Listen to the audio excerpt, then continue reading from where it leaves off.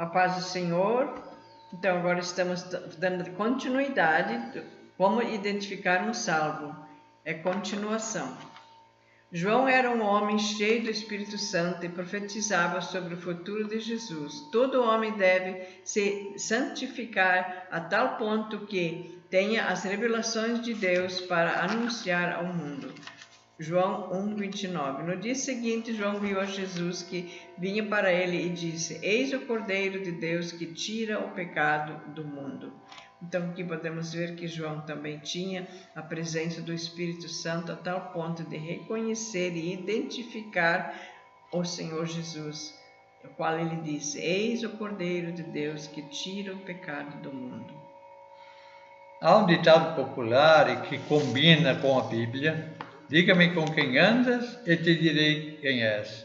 Quando você anda com homens cheios do Espírito Santo, cheios da palavra de Deus, você se alegra e é edificado na fé. E quando você anda com pessoas cheias de Deus, você também se torna um homem cheio de Deus. Então, aquele que recebe um profeta no caráter de profeta receberá o galardão de profeta. Meu amado, leva isso a sério. Ande com homens de Deus. Ame estar com aqueles que são cheios de graça. O Espírito Santo direciona a igreja através de homens cheios de graça e de poder de Deus. Mesmo que isso seja loucura para o homem, obedecendo sempre dará certo. Atos 9:15. Disse-lhe, porém, o Senhor: vai, porque este é para mim um vaso escolhido, para levar o meu nome diante dos gentios e dos reis e dos filhos de Israel. Aqui uma coisa tremenda. O irmão foi chamado para ir ao encontro de Paulo e libertá-lo daquilo que havia acontecido, que ele estava cego. E esse irmão, ele tinha dúvidas, porque tinha muito medo de Paulo, que momentos antes, não era salvo. Mas agora entrou o Espírito Santo na vida dele e Deus diz: este é um homem que eu quero usar. Eu vou usá-lo muito e também para os filhos de Israel. Então, meu querido, Deus quer usar a cada um de nós, seja onde for e quando for, se estivermos cheios do Espírito Santo. A carnalidade é falta de Deus na vida, mas ao homem cheio do poder de Deus tudo leva à santificação. Romanos 8:7. Porquanto a inclinação da carne é inimizade contra Deus, pois não é sujeita à lei de Deus, nem em verdade o pode ser. Então aqui nós podemos ver que a inclinação da carne é inimizade contra Deus. E jamais isso pode acontecer para os cristãos. E isso é sinal que alguém vai identificar ele errado. Ele diz que é cristão, mas tem essa inclinação da carne. Então a pessoa fica até confusa. Mas ele diz que é cristão, mas olha só que inclinação que ele tem para as coisas e desejos carnais, né? Então, acontece que não pode acontecer isso. Nós vamos confundir as pessoas lá fora. Nós, pela boca, dizemos que somos cristãos, mas nossas atitudes não provam isso. O plano maravilhoso de Deus é usar cada pessoa que Ele criou com corpo, alma e espírito a serviço para nenhuma alma se perder. Romanos 12:1. Rogo-vos, pois, irmãos, pela compaixão de Deus, que apresenteis os vossos corpos em sacrifício vivo, santo e agradável a Deus, que é o vosso culto racional. Culto racional é o culto em que você medita, você planeja dentro do plano de Deus, sob a direção do Espírito Santo, e dessa forma Deus te usa para salvar outros.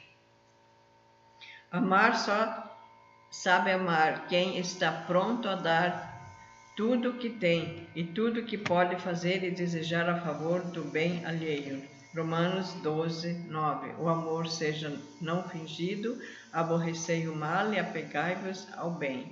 Então aqui diz bem claro de que amar só pode aquele que está pronto a dar-se pelos outros, principalmente a vida, e não as bens materiais. E se ele tem essa abnegação sobre as coisas desse mundo, como nós já vemos o desejo da carne, então ele também, por sua vez, terá e saberá dar também as coisas materiais. Isso depende de quanto ele é consagrado ao Senhor. Os salvos foram libertos da idolatria e batalham para libertar os outros também. Caso não faça de tudo a fim de salvar os outros, é porque ainda não é um salvo. Deus salva para salvar outros. Todo salvo é um obreiro de Deus.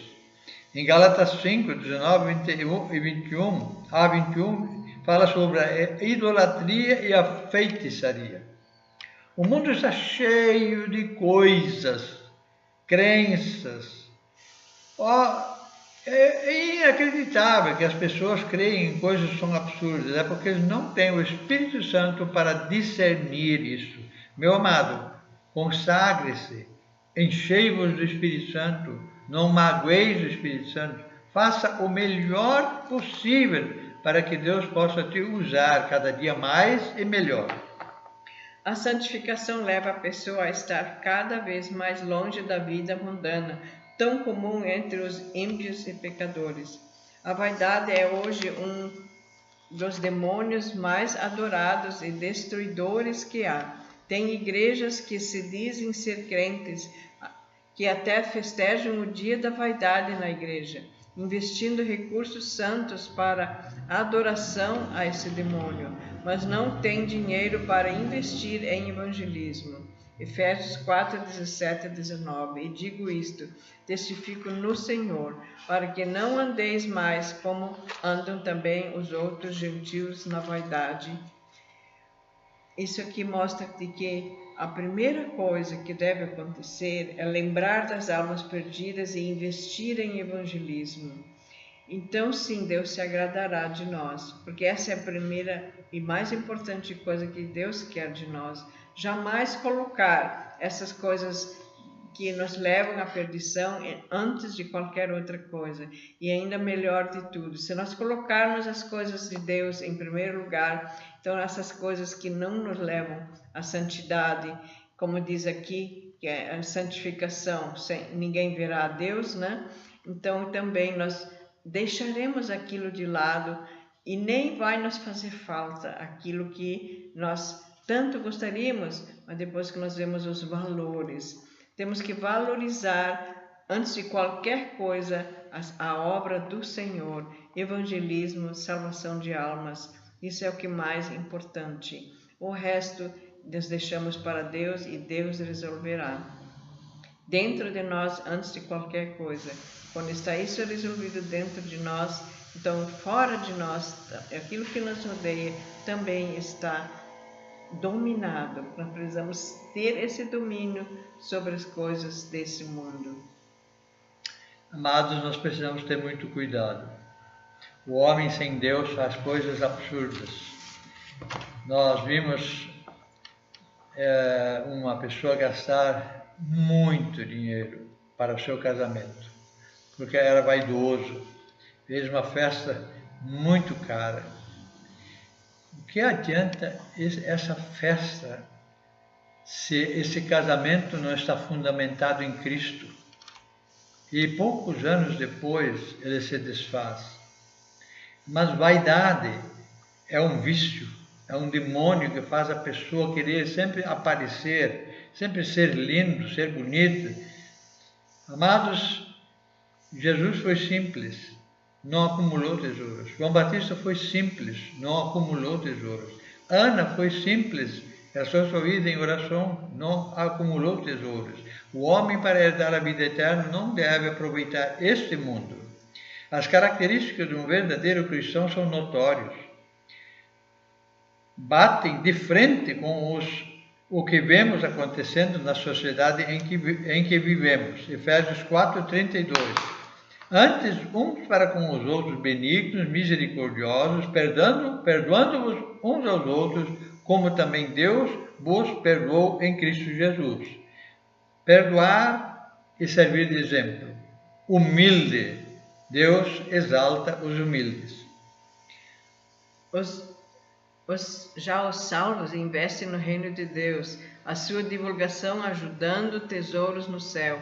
Um salvo identifica-se com Cristo, não tem mais tempo para as diversões fúteis deste mundo, enquanto milhões de almas se perdem. Usa o seu tempo para discipular o mundo perdido que os rodeia. Usam suas capacidades, aptidões para ensinar um emprego para um desempregado. Usam seus bens para sustentar missões.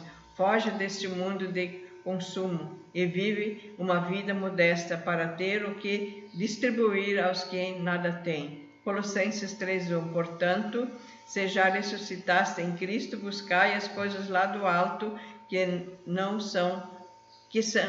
que são de cima, onde Cristo está assentado à destra de Deus. Então, o salvo investe em coisas para salvar outros, e o não salvo nem pensa nisso, ele investe em si mesmo, o seu egoísmo manda mais.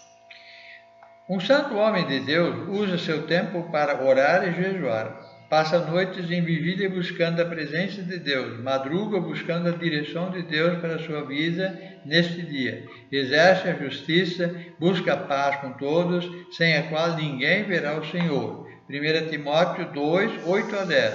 Quero, pois, que os homens orem em todo lugar, orai sem cessar, levantando mãos santas, sem ira nem contenda. Uma das características do homem de Deus é que ele não é uma pessoa irada, não é uma pessoa vingativa, mas é uma pessoa que apazigua. Ela realmente trabalha para criar a paz no meio em que vive. O mundo oferece a cada dia mais opções de lazer, mas Deus oferece um grande galardão para toda a eternidade. A inimizade entre Deus e o homem desaparece na hora da conversão, pois é nesse momento que deixamos de amar as coisas mundanas, ficando com nojo delas e passando a amar a Deus sobre todas as coisas. Tiago 4:4. Adúlteros e adúlteras, não sabeis vós que a amizade do mundo é inimizade com Deus? Então aqui podemos ver que quem é amigo de Deus é inimigo do mundo. Nós precisamos ter bastante cuidado. A situação em que nós vivemos, em que o homem é totalmente mundano, totalmente elevado pelas coisas que não agradam a Deus, que são na contramão de Deus, nós somos tentados a ser igual aos outros. O mundo oferece cada dia mais opções de lazer. Amados, o homem hoje está tão dominado pelo lazer que não consegue viver praticamente sem isso. Mas cuidado, se você gasta seu tempo no lazer, você está aproveitando este mundo e não poderá aproveitar o outro mundo, que é milhões de anos sem graça, lá onde Deus não estará consolando. Então, queridos, como é que conhece um amigo de Cristo? Quando ele é amigo da palavra de Deus. Como é que você conhece um salvo? Quando ele realmente tem amor à vida de oração. Como é que você sabe se a pessoa é fiel a Deus e você pode andar com ele e receberá uma boa influência? Quando ele é um dizimista fiel. Quando ele vive com uma família e cria seus filhos na fé. Não tem outro cônjuge, não adultera, ele é um homem de Deus, é uma mulher de Deus, ele é um jovem de Deus que se santifica e serve de exemplo. Com esses nós devemos andar, com esses nós devemos ter comunhão, para que Deus se manifeste e cresçamos juntos e honramos juntos a Deus, porque sobre os ímpios Deus vai mandar muito castigo. Então, fuja do inimigo que anda com Satanás na boca e no coração. Que Deus te abençoe. Nós estamos orando por você para que você consiga discernir o santo do ímpio, para a glória de Deus se manifestar em sua família, em nome de Jesus.